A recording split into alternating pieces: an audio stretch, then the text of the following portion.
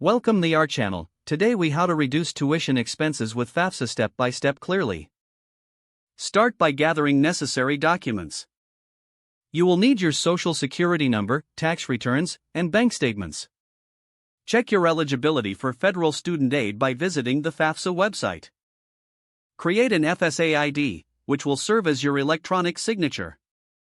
Begin filling out the FAFSA form online. Enter your personal information accurately, including your name and address. Provide your financial information and be ready to report income from the previous year. If you're a dependent student, include your parents' financial details as well. Carefully review all entries to ensure there are no mistakes. Submit your FAFSA application before the deadline. Once submitted, you'll receive a student aid report summarizing your information. Review the report for any errors or updates needed. Use the expected family contribution figure to understand your financial aid eligibility. Apply for state scholarships and grants that may be available in addition to federal aid. Research your school's financial aid office for additional resources and guidance. Follow up to check the status of your application and any additional requests for information. Accept the financial aid offers from your school and review the terms.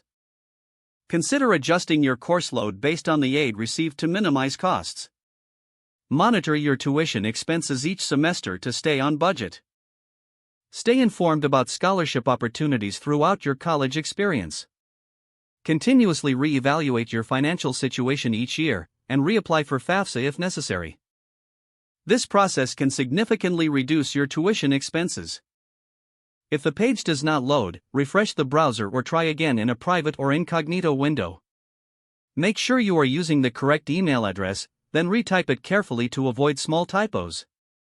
If your password is not accepted, use the reset option and create a new strong password you can remember. Check your spam folder for verification or security emails, then complete any requested confirmation steps.